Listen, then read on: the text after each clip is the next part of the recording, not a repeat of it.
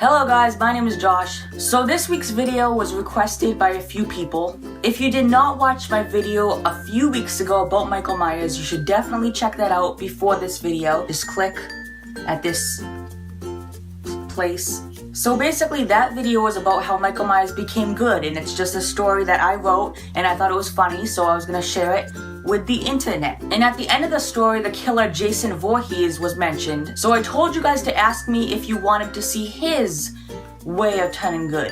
So last night I created this story of how Jason Voorhees became a good person. Jason Voorhees was a boy that grew up in the town called Crystal Lake. He was born on June 13, 1946. You would probably think that June 13th was on a Friday since the movie's called Friday the 13th. But I looked it up and it was actually on a Saturday. His mother's name was Pamela Voorhees. She was a very isolated mother and she never let Jason go outside and play ball with the kids or talk to them. She would not even let him do other things.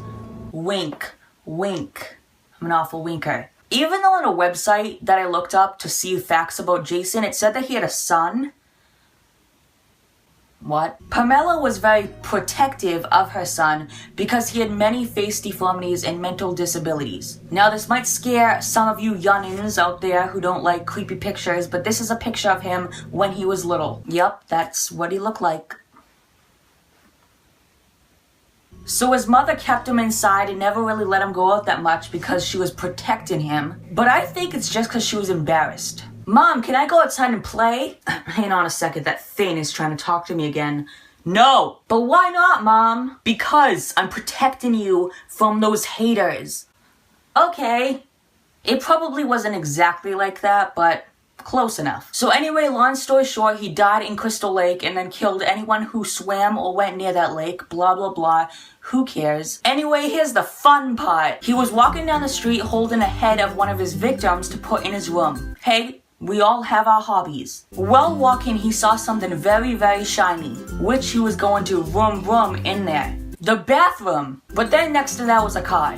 And lucky for Jason, the keys were in the car. The keys actually weren't in there, but when he went into the bathroom, he found the driver.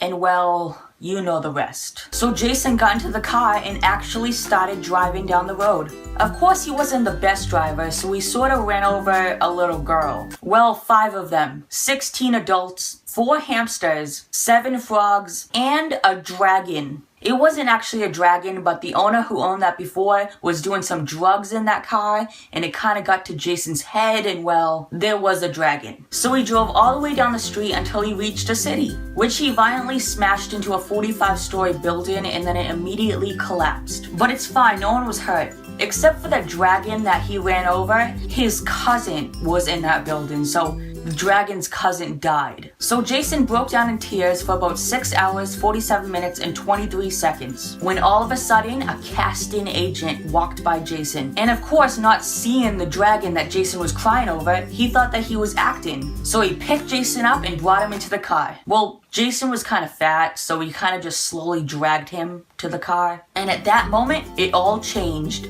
Jason became a famous actor. Jason is currently working on a movie. It's all about a boy who lived in Listle Cake. This boy had hand deformities. The character's name was Jason Voorhees. The movie Jason is acting in is called Thursday the 12th, except he's kind of just a background person who awkwardly walks by every single scene, and you kind of get sick of him, and then he dies the very last scene, and you're like, why didn't he make it? He was never even in the movie, and then you kind of cry a little bit because he died.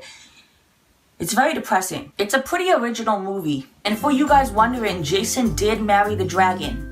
Well, the dragon's cousin's ex-girlfriend. Her name was Maria. Jason and Maria lived happily ever after. Also guys, Jason wanted me to tell you that he's releasing a mixtape in the year 2029. So make sure you're on the lookout for that, because it's pretty close that year. Pretty close. Anyway guys, that's it. I hope that you guys enjoyed this story about how Jason Voorhees became good. I really like this idea of me telling you guys stories about characters and how they ended up. If you guys want me to tell what happened to any other characters that you guys have in mind, let me know down below or tell me on Twitter. And the character does not have to be a bad person. It could be a good person. It does not have to be from a horror movie. It could be from a cartoon or your favorite book or whatever. Just let me know, because I think it would be fun to make this like a little series that I do once in a while. So if you like this video, video on Jason Voorhees, or you like the idea of me doing other characters and kind of making this a series, please leave a big thumbs up. And also subscribe. I make new videos every single Tuesday. And also, happy St. Patrick's Day. I totally forgot